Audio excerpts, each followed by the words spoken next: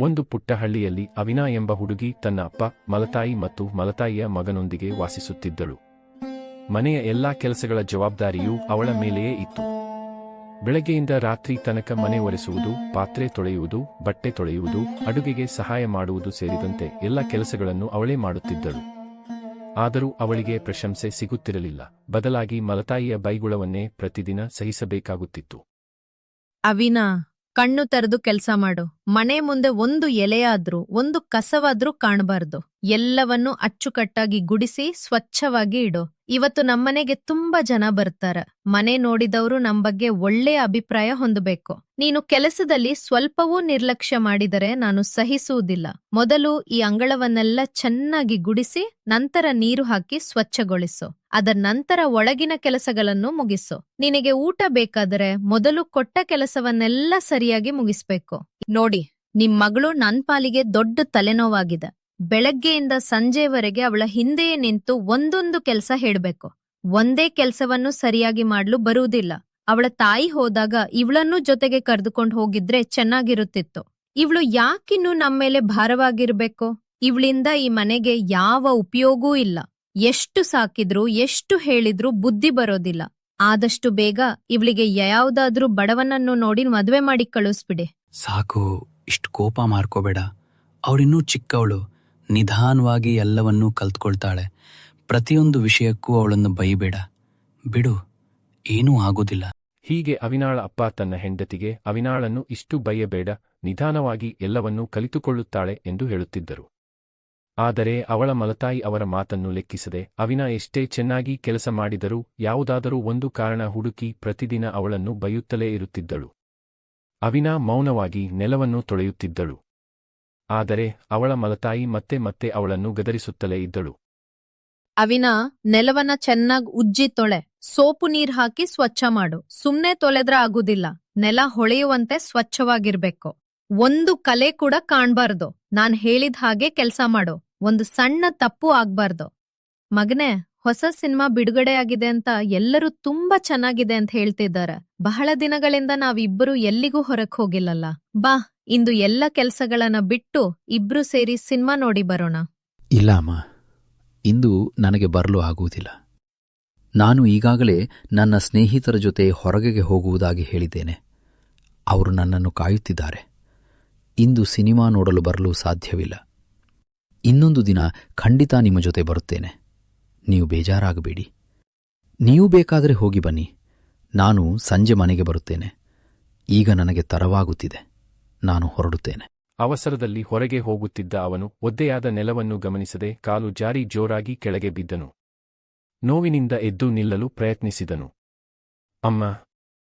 ಅವಿನಾ, ಇದೇನ್ ಮಾಡಿದ್ದೀಯಾ? ಕಂಡು ಕಾಣೋದಿಲ್ವಾ? ನೆಲವನ್ನು ಹೀಗೆ ಒದ್ದೆಯಾಗಿ ಬಿಡುತ್ತೀಯಾ? ನನ್ನ ಮಗನನ್ನು ಬೀಳಿಸಿ ಅವನಿಗೇನಾದ್ರೂ ಆಗ್ಬೇಕು ಅಂತ ಯೋಚಿಸಿದ್ದೀಯಾ? ಅವನು ಜೀವನ ಪೂರ್ತಿ ಹಾಸಿಗೆಯಲ್ಲೇ ಇರ್ಬೇಕು ಅಂತ ಬಯಸ್ತಿದ್ದೀಯಾ? ಅವನಿಗೇನಾದ್ರೂ ಆಗಿದ್ರೆ ಯಾರ್ ಹೊಣೆ?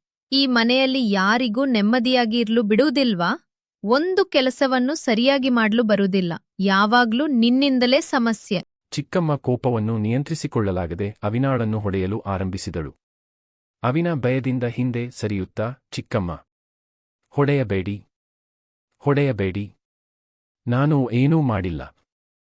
ದಯವಿಟ್ಟು ಹೊಡೆಯಬೇಡಿ ಎಂದು ಅಳುತ್ತಾ ಬೇಡಿಕೊಂಡಳು. ಅವಿನಾ ನದಿಯ ತೀರಕ್ಕೆ ಹೋಗಿ ಕುಳಿತು ಕಣ್ಣೀರು ಹಾಕತೊಡಗಿದಳು. ಅಮ್ಮ, ನನ್ನನ್ನು ಬಿಟ್ಟು ಯಾಕೆ ಹೋಗ್ಬಿಟ್ಟೆ? ನೀನಿದ್ದಿದ್ರೆ ನನಗೆ ಈ ಕಷ್ಟಗಳೇ ಬರ್ತಿರ್ಲಿಲ್ಲ. ನಾನು ಯಾರಿಗೂ ಕೆಟ್ಟದ್ದು ಮಾಡಿಲ್ಲ ಅಮ್ಮ.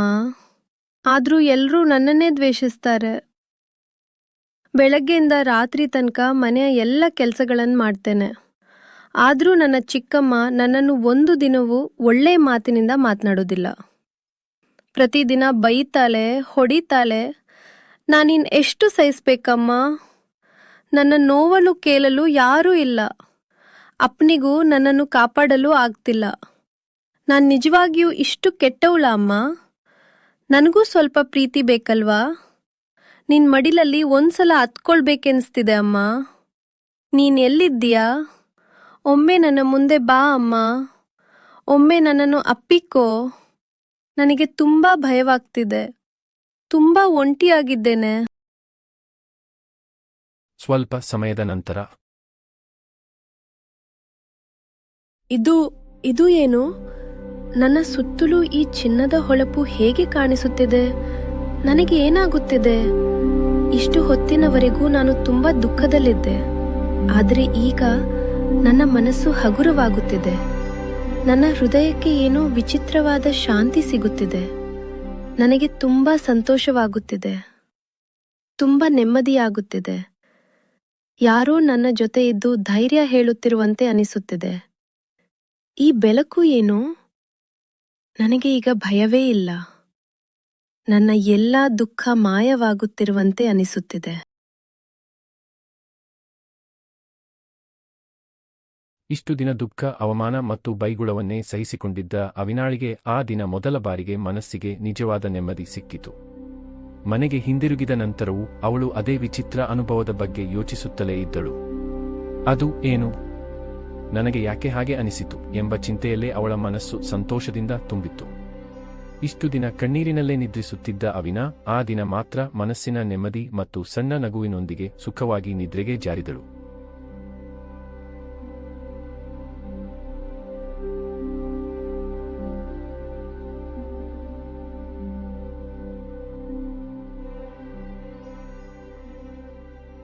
ಅಯ್ಯೋ, ಇವತ್ತಿನ ಪಾರ್ಟಿ ತುಂಬಾ ಚೆನ್ನಾಗಿತ್ತು.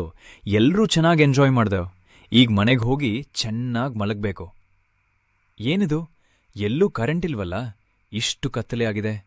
ಸರಿ, ನಿಧಾನವಾಗಿ ಹೋಗೋಣ. ಏನಿದು, ಏಕಾಏಕಿ ಇಷ್ಟು ದೊಡ್ಡ ಬೆಳಕು? ಅಯ್ಯೋ, ಕಣ್ಣುಗಳಿಗೆ ಏನೂ ಕಾಣುತ್ತಿಲ್ಲ. ಅಯ್ಯಯ್ಯೋ, ಅಯ್ಯೋ ಅಮ್ಮ, ತುಂಬಾ ನೋವಾಗುತ್ತಿದೆ. ಯಾರಾದರೂ ಇದ್ದೀರಾ? ದಯವಿಟ್ಟು ನನ್ನನ್ನು ಕಾಪಾಡಿ, ಸಹಾಯ ಮಾಡಿ. ನಾನು ಏಳಲಾಗುತ್ತಿಲ್ಲ. ನನ್ನ ಕಾಲು ಸಿಕ್ಕಿಕೊಂಡಿದೆ. ಕೈಗೂ ತುಂಬ ನೋವಾಗುತ್ತಿದೆ. ದಯವಿಟ್ಟು ನನ್ನ ಕೈ ಹಿಡಿದು ಎಬ್ಬಿಸಿ. ಯಾರಾದರೂ ಬನ್ನಿ, ದಯವಿಟ್ಟು ನನಗೆ ಸಹಾಯ ಮಾಡಿ. ನನಗೆ ಸರಿಯಾಗಿ ಎದ್ದುಕೊಳ್ಳಲೂ ಆಗುತ್ತಿಲ್ಲ. ನನ್ನ ದೇಹವೇ ಶಕ್ತಿಹೀನವಾಗುತ್ತಿದೆ. ಕಣ್ಣುಗಳು ಮಂಜಾಗುತ್ತಿವೆ. ಬೇಗ ಯಾರಾದರೂ ಬಂದು ನನ್ನನ್ನು ಎಬ್ಬಿಸಿ. ಯಾರೂ ಬರ್ಲಿಲ್ವೇ? ಅಯ್ಯೋ, ಈಗೇನು ಮಾಡಲಿ? ಸರಿ, ಹೇಗಾದರೂ ನಾನೇ ಎದ್ದು ಹೋಗಬೇಕು.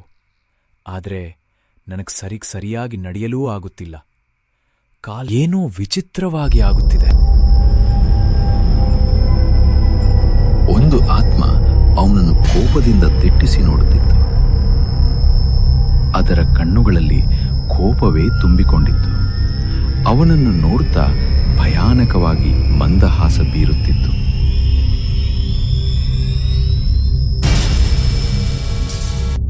ಅಪ್ಪ, ಅಮ್ಮ, ಬೇಗ ಬನ್ನಿ. ಅಯ್ಯೋ ಅಯ್ಯೋ, ನನ್ನ ಹೊಟ್ಟೆ ತುಂಬಾ ನೋವಾಗುತ್ತಿದೆ.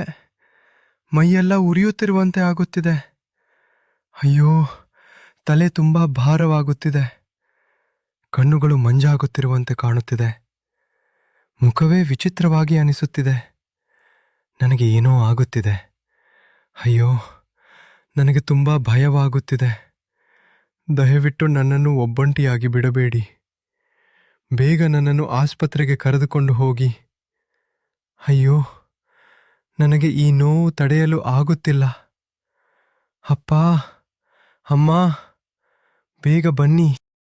ಅಪ್ಪ ಮತ್ತು ಅಮ್ಮ ಗಾಬರಿಯಿಂದ ಓಡ್ತಾ ಬಂದ್ರು. ಏನಾಯ್ತು ಮಗನೇ? ಯಾಕೆ ಹೀಗ್ ಮಲಗಿದೀಯಾ? ಯಾಕಿಷ್ಟು ಭಯಗೊಂಡಿದೀಯಾ? ನನಗೆ ಹೇಳು, ಏನಾಗಿದೆ? ನಿನ್ನನ್ನು ಈ ಸ್ಥಿತಿಯಲ್ಲಿ ನೋಡ್ಲ ನನಗಾಗುತ್ತಿಲ್ಲ. ನಿನ್ನ ಮುಖವೇ ಬಾಡಿ ಹೋಗಿದೆ. ಏನನ್ನೂ ಯೋಚಿಸ್ಬೇಡ, ನಾನಿದ್ದೇನೆ. ಬಾ, ತಕ್ಷಣ ವೈದ್ಯರ ಬಳಿ ಹೋಗೋಣ. ಹೆದರ್ಬೇಡ, ಎಲ್ಲವೂ ಸರಿಯಾಗುತ್ತದೆ. ಮಗನೇ, ನಿನ್ನನ್ನು ನಾನ್ ಯಾವತ್ತೂ ಈ ರೀತಿ ನೋಡಿರ್ಲಿಲ್ಲ. ಬೈಕ್ನಿಂದ ಬಿದ್ದ ದಿನದಿಂದ ನೀನ್ ಮೊದ್ಲಿನಂತಿಲ್ಲ. ವೈದ್ಯರು ಕೂಡ ನಿನಗೇನೂ ಆಗಿಲ್ಲ ಎಂದರು. ಆದರೂ ನಿನ್ನ ಆರೋಗ್ಯ ಮಾತ್ರ ಸರಿಯಾಗುತ್ತಿಲ್ಲ. ಈಗ ವೈದ್ಯರು ಕೂಡ ಕೆಲವು ದಿನ ಊರ್ನಲ್ಲಿ ಇರೋದಿಲ್ಲ ಅಂತ ಹೇಳಿದ್ದಾರೆ. ಈಗೇನ್ ಮಾಡೋದು ಅಂತಲೇ ನನಗ ಅರ್ಥವಾಗುತ್ತಿಲ್ಲ. ದೇವರೇ, ನನ್ನ ಮಗನನ್ನು ಕಾಪಾಡಪ್ಪ. ಅಷ್ಟರಲ್ಲಿ ಮನೆಯೊಳಗೆ ಭಯಾನಕ ನಗುವಿನ ಶಬ್ದ ಮೊಳಗತೊಡಗಿತು. ಎಂದು ನಗುತ್ತಾ ಆ ಆತ್ಮ ಅವರ ಮುಂದೆ ಪ್ರತ್ಯಕ್ಷವಾಯಿತು. ಅವಳನ್ನು ಕಂಡ ತಕ್ಷಣ ತಂದೆ ಮತ್ತು ಮಲತಾಯಿ ಭಯದಿಂದ ನಡುಗತೊಡಗಿದರು. ಈಗ ಭಯವಾಗುತ್ತಿದೆಯಾ? ನಿಮಗೂ ಇದೇ ರೀತಿ ಆಗಬೇಕು. ಆಗ ಮಾತ್ರ ಇನ್ನೊಬ್ಬರ ನೋವು ಏನು ಎಂಬುದು ಅರ್ಥವಾಗುತ್ತದೆ. ಇನ್ನೊಬ್ಬರ ಕಣ್ಣೀರಿನ ಬೆಲೆ ಗೊತ್ತಾಗುವವರೆಗೂ ನೀವು ಇದೇ ರೀತಿ ನರಳಬೇಕು. ಅದನ್ನು ನೋಡಿ ನಾನು ಸಂತೋಷ ಪಡಬೇಕು. ಯಾರ್ ನೀನು? ಯಾಕೆ ನಮ್ಮ ಜೊತೆ ಹೀಗೆ ಮಾಡ್ತಿದ್ಯಾ? ನಾವು ನಿನ್ಗೇನು ಅನ್ಯಾಯ ಮಾಡಿದ್ವಿ? ಯಾಕೆ ನಮ್ಮ ಕುಟುಂಬವನ್ನೇ ಗುರಿಯಾಗಿಸ್ಕೊಂಡಿದ್ಯಾ? ನಿನ್ಗೇನ್ ಬೇಕು? ನಮ್ಮನ್ನು ಹೀಗ್ಯಾಕೆ ಕಾಡ್ತಿದ್ಯಾ? ಹೇಳು, ಯಾರ್ ನೀನು?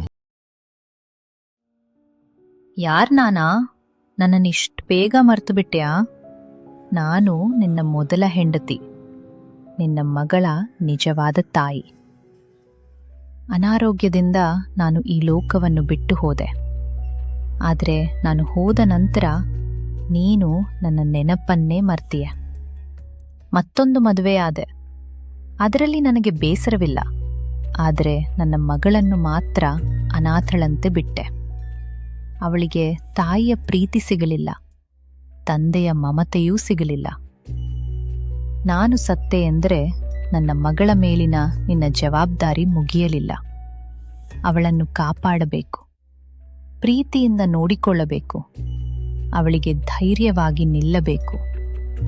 ಆದರೆ ನೀನು ಅದನ್ನೆಲ್ಲ ಮರೆತು ಬಿಟ್ಟೆ. ಅವಳು ಹುಟ್ಟಿದ ದಿನದಿಂದಲೇ ನಾನು ಅವಳನ್ನು ಮುದ್ದಾಗಿ ಎತ್ತಿಕೊಂಡು ಮಡಿಲಲ್ಲಿ ಇಟ್ಟು ಪ್ರಾಣಕ್ಕಿಂತ ಹೆಚ್ಚಾಗಿ ಸಾಕಿದ್ದೆ.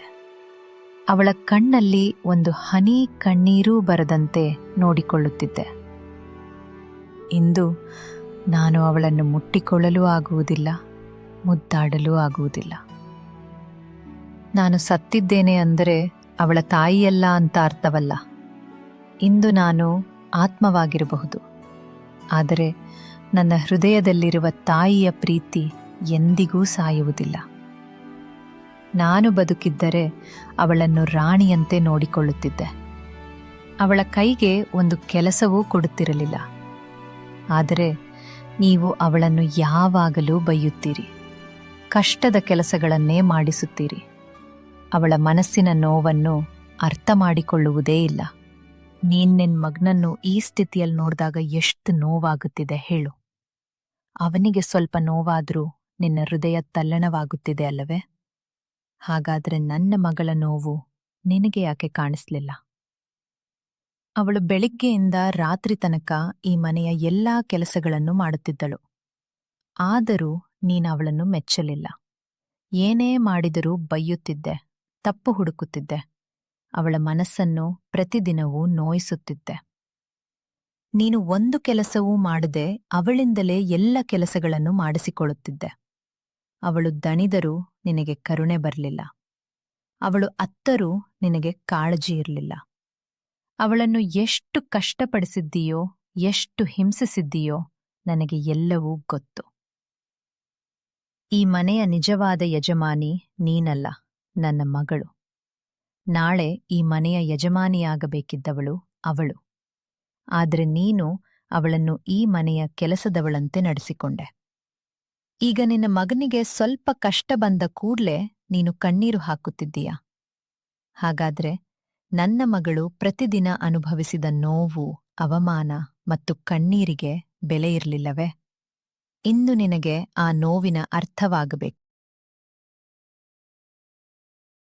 ನನ್ನನ್ನು ಕ್ಷಮಿಸು, ದಯವಿಟ್ಟು ನನ್ನನ್ನು ಕ್ಷಮಿಸು. ನಾನು ಮಾಡಿದ ತಪ್ಪಿನ ಅರಿವು ಈಗ ನನಗಾಗಿದೆ. ಇಂದು ಅವನ ನೋವನ್ನು ಕಣ್ಣಾರೆ ನೋಡಿದ ಮೇಲೆ ಇನ್ನೊಬ್ಬರ ಕಷ್ಟ ಎಷ್ಟು ದೊಡ್ಡದುದು ಎಂಬುದು ನನಗೆ ಅರ್ಥವಾಗಿದೆ. ಇನ್ನು ಮುಂದೆ ನಿನ್ನ ಮಗಳಿಗೆ ಯಾವ ಕಷ್ಟವನ್ನೂ ಕೊಡಲ್ಲ. ಅವಳನ್ನು ನನ್ನ ಸ್ವಂತ ಮಗಳಂತೆ ಪ್ರೀತಿಯಿಂದ ನೋಡಿಕೊಳ್ಳುತ್ತೇನೆ. ಈ ಮನೆಯ ರಾಣಿಯಂತೆ ಬದುಕಿಸುತ್ತೇನೆ. ಅವಳ ಮನಸ್ಸನ್ನು ಇನ್ನು ಮುಂದೆ ಎಂದಿಗೂ ನೋಯಿಸುವುದಿಲ್ಲ. ನಾನು ಮಾಡಿದ ಎಲ್ಲ ತಪ್ಪುಗಳಿಗೂ ನನ್ನನ್ನು ಕ್ಷಮಿಸು. ದಯವಿಟ್ಟು ನನಗೆ ಇನ್ನೊಂದು ಅವಕಾಶ ಕೊಡು. ನನ್ನ ಮಾತು ನೆನಪಿಟ್ಟುಕೊಳ್ಳಿ. ಇನ್ನು ಮುಂದೆ ನೀನು ಒಳ್ಳೆಯ ತಾಯಿಯಾಗಿ, ನೀನು ಒಳ್ಳೆಯ ತಂದೆಯಾಗಿ ನನ್ನ ಮಗಳನ್ನು ಪ್ರೀತಿಯಿಂದ ನೋಡಿಕೊಳ್ಳಬೇಕು. ಅವಳ ಕಣ್ಣಲ್ಲಿ ಮತ್ತೆ ಕಣ್ಣೀರು ಬರಬಾರ್ದು. ಇನ್ನೊಮ್ಮೆ ಅವಳಿಗೆ ಕಷ್ಟ ಕೊಟ್ರೆ ನಿಮ್ಮ ಮಗನ ಪರಿಸ್ಥಿತಿ ಇದಕ್ಕಿಂತಲೂ ಕೆಟ್ಟದಾಗುತ್ತದೆ. ನನ್ನ ಮಗಳನ್ನು ಚೆನ್ನಾಗಿ ನೋಡಿಕೊಳ್ಳುವುದು ಇನ್ನು ಮುಂದೆ ನಿಮ್ಮ ಜವಾಬ್ದಾರಿ. ಈ ಮನೆಯ ರಾಣಿಯಂತೆ ಬದುಕಿಸಿ. ಅದನ್ನು ಮರೆತರೆ ನಾನು ಮತ್ತೆ ಬರುತ್ತೇನೆ. ಆತ್ಮ ತನ್ನ ಷರತ್ತುಗಳನ್ನು ಅವರಿಬ್ಬರಿಗೂ ಸಸ್ಪಷ್ಟವಾಗಿ ಹೇಳಿ ಅಲ್ಲಿಂದ ಕಣ್ಮರೆಯಾಯಿತು. ಸ್ವಲ್ಪ ಸಮಯದ ನಂತರ ಅವಳ ಮಗ ನಿಧಾನವಾಗಿ ಹಾಸಿಗೆಯಿಂದ ಎದ್ದು ಕುಳಿತ. ಅವನು ಮೊದಲಿಗಿಂತ ಆರೋಗ್ಯವಾಗಿರುವುದನ್ನು ಕಂಡು ತಂದೆ ಮತ್ತು ಮಲತಾಯಿಯ ಮುಖದಲ್ಲಿ ನೆಮ್ಮದಿಯ ನಗು ಮೂಡಿತು. ಅವಿನಾ ನೆಮ್ಮದಿಯಾಗಿ ಮಲಗಿದ್ದಳು. ಅಷ್ಟರಲ್ಲಿ ಅವಳ ಮೃತ ತಾಯಿ ಆತ್ಮದ ರೂಪದಲ್ಲಿ ಸ್ವಲ್ಪ ದೂರ ನಿಂತು ಪ್ರೀತಿಯಿಂದ ಅವಳನ್ನು ನೋಡುತ್ತಾ ಮಾತನಾಡಲು ಆರಂಭಿಸಿದಳು. ಅವಿನಾ, ನನ್ ಕಣೆ, ನನ್ನನ್ನು ಕ್ಷಮಿಸು.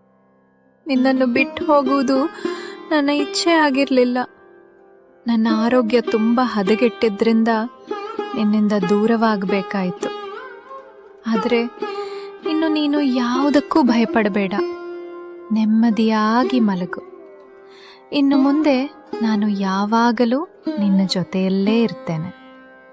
ನಿನ್ನನ್ನು ಯಾರೂ ಕಾಡಲು ನಾನು ಬಿಡುವುದಿಲ್ಲ.